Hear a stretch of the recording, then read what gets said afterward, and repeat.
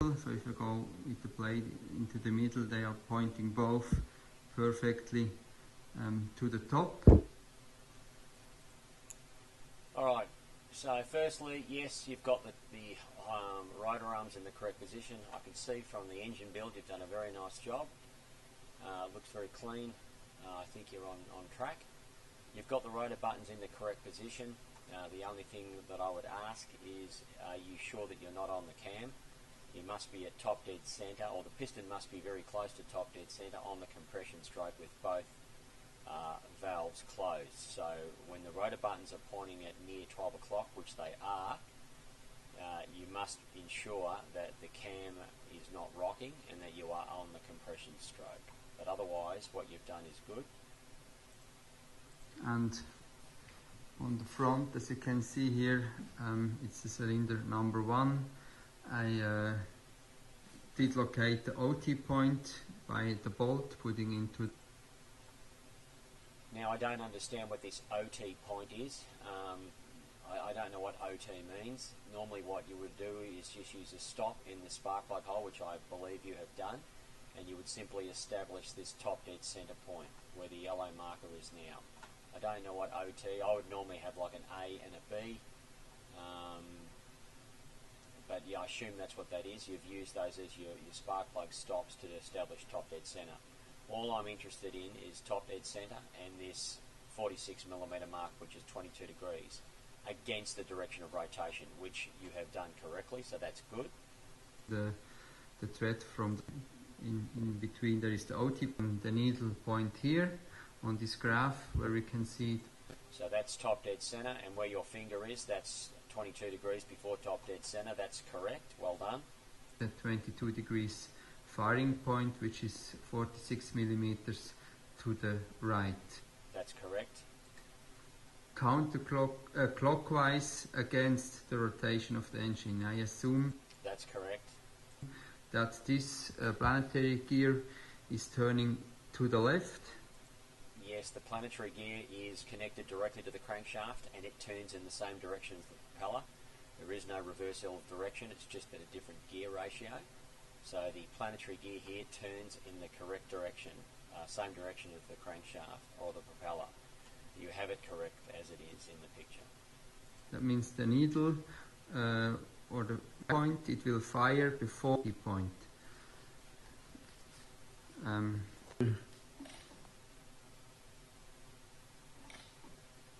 To go over this point, and now I turning the engine back, and now I will turn the engine in order. So you should go past that point to go over this point, and now I turning the engine back.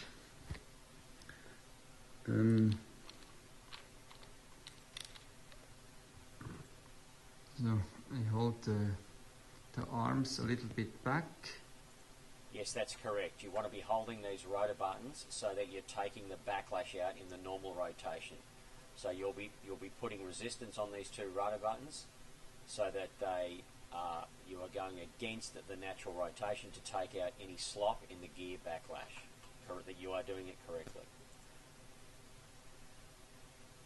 I turn until both LEDs will light up. Now you can see these old witness marks here from where the screws were in the past.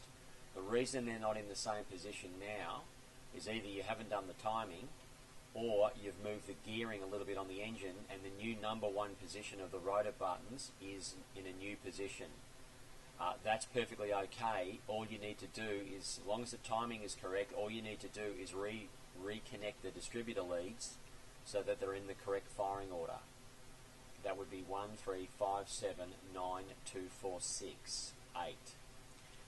Starting here, that's the number 1. That's the new number 1 position. So you've got multiple positions that this engine's been set at, and the timing would have been correct in each of these positions. It's only that the gearing has moved a tooth in the assembly process. And that doesn't matter. It just means you have to reset the ignition leads. The ignition leads probably won't be in the correct position now because you've got a new number one point. You've got a new number one position in your on your rotor button.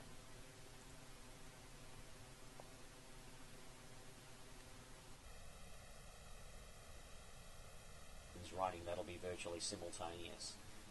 It is impossible to have both LEDs come on at exactly the same time. Physically and electrically impossible. So what you've got going there is more than acceptable.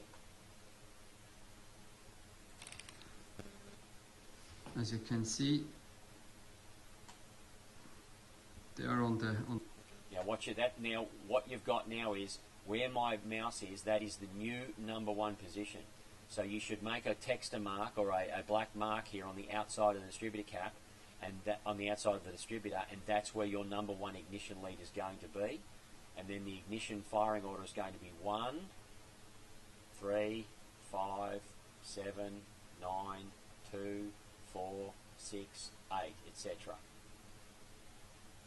So that's fine. The other thing I would comment is the reason that this hall sensor is not in the same position as this hall sensor is because it's on the other side. It's been mirrored. If this hall sensor was here, it would be in exactly that position, or more or less. But because it's been flipped to the other side, which is how we designed it, it can't be in the same position because of the hole spacing here. You can see that if you wanted to, you could remove that screw, and you could reload. You could go past the stop, and you could probably end up having it around here somewhere and still have the hall sensor coming on. And then of course you'd have to reset your ignition leads for the correct sequential order. So you could possibly have the hall sensor where it is there or there, but you're not going to be able to have it there unless you have it there, which I would not recommend doing because it's too cluttered in here. You need space. Where it is now is fine. As long as it's firing there and nothing's in the way, you just reset your leads and that's fine. The left end against the rotating direction, and on the front. Yeah, that's good. That's close enough. I don't understand what this second arrow is for. What's the purpose? It's not necessary. You just need this arrow. And where you've got this arrow, assuming that that's top, assuming that when that arrow or that pointer is in line with this top dead center here, that is truly top dead center, you don't need this arrow. I don't know what purpose it serves, but where you've got it now with the hall sensors lighting up the LED tester, that is correct.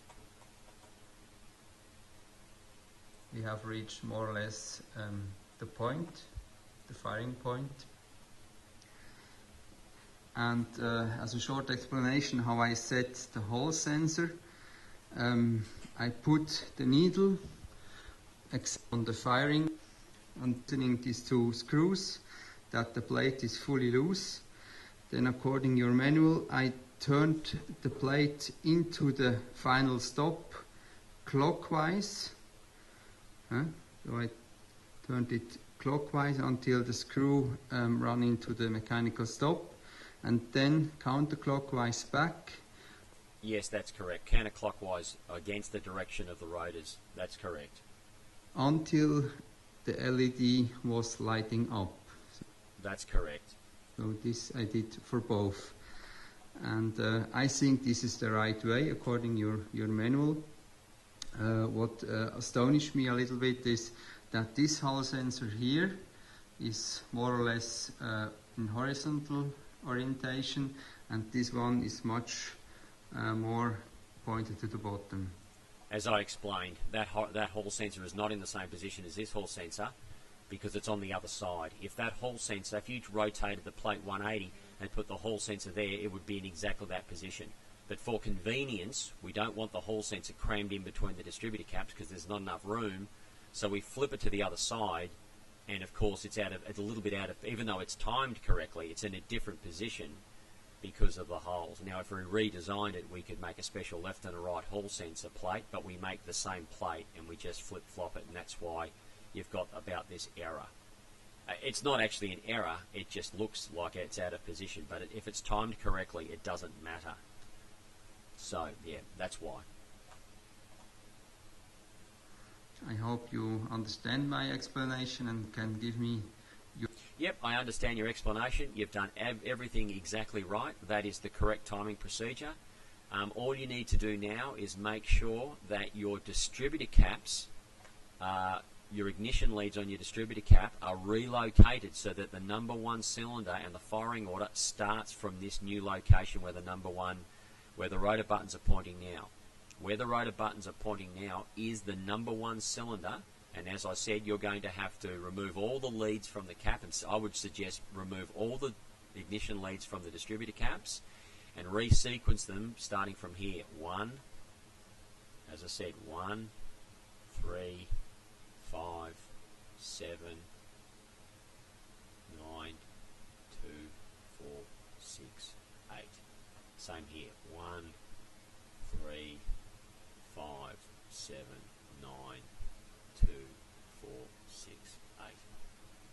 That'll be the only thing that will be stopping you from. If you just put the distributor caps back on now, I would imagine that because you've rebuilt the engine, that this is in a slightly different position, and that's perfectly fine. You're just going to have to resequence your ignition leads, and I think you're going to be okay.